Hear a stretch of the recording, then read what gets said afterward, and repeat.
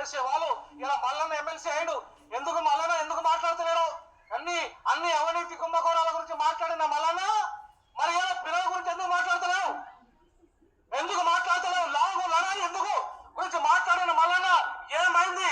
నీ నీ Q news ఏమైంది? నువ్వేమైనావు? ఎందుకు మాట్లాడుతున్నావు అంటున్నా. మీ సందర్భంగా మల్లన్నను నిలదీయాల్సిన బాధ్యత కూడా ఇవాళ మీ అందరి మీద ఉంది. మన ఓట్లతో గద్దెనెక్కే వాళ్ళు మన గురించి మాట్లాడిన వాళ్ళ గురించి మనం ఎందుకు ఆలోచించాలి? ఇవాళ బ్యాక్లాగ్ పోస్టుల విషయంలో కూడా చాలా సీరియస్ గా ఫైట్ చేయాల్సిందిగా ఈ సందర్భంగా నేను జనసేన రిక్వెస్ట్ చేస్తా ఉన్నాను.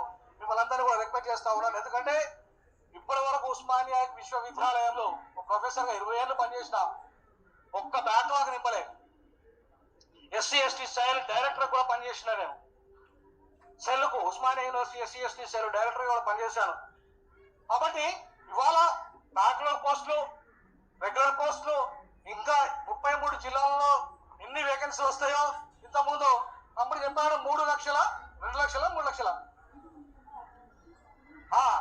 2,67,316 మొత్తం ఉద్యోగాలు ఇవాళ నింపాల్సిన బాధ్యత. 15 రోజులు టైం ఇవ్వండి, ఎంతకంటే ఇవ్వాల్సిన అవసరం.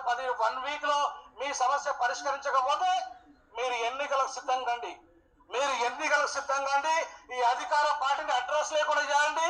రాహుల్ గాంధీ వచ్చేసిండు మీ దగ్గరికి. చలో ఢిల్లీ వెళ్దాం, మనం చలో ఢిల్లీ ప్రోగ్రామ్ తీసుకోండి. రాహుల్ గాంధీ ఇంటిని ముట్టడిస్తాం. నువ్వు వచ్చినావు కదా, ఎక్కడికి ఏడికి వచ్చిండు రాహుల్ గాంధీ?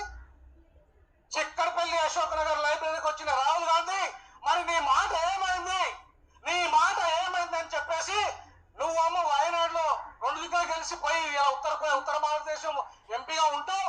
నీ చలం తీసుకొచ్చి దక్షిణ భారతదేశంలో మళ్ళీ ఎంపీని చేస్తావు. మళ్ళీ ఇక్కడ అధికారము మరి రేవంత్ రెడ్డికి అప్పచెప్తావు. రేపు నువ్వు ప్రధానమంత్రి కావాలని కూర్చుంటావా? మరి మా బతుకులు ఏం కావాలి?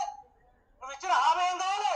మీ ప్రభుత్వం ఇచ్చిన హామీ ఏం కావాలి? ఈ రేవంత్ రెడ్డి ముఖ్యమంత్రి ఇదే స్థలంలో అక్టోబర్ 1, 2023 రోజులో ఇచ్చిన హామీ ఏమైందని ఖచ్చితంగా ఈ 2,27,000 ఉద్యోగాలు నింపాల్సిందే. మీకు న్యాయం చేయాల్సిందే. లేకపోతే రాహుల్ గాంధీ ఇంటిని ముట్టడిస్తాం. ఖచ్చితంగా రానున్న ఎన్నికల్లో విద్యార్థులు నిరుద్యోగులందరితో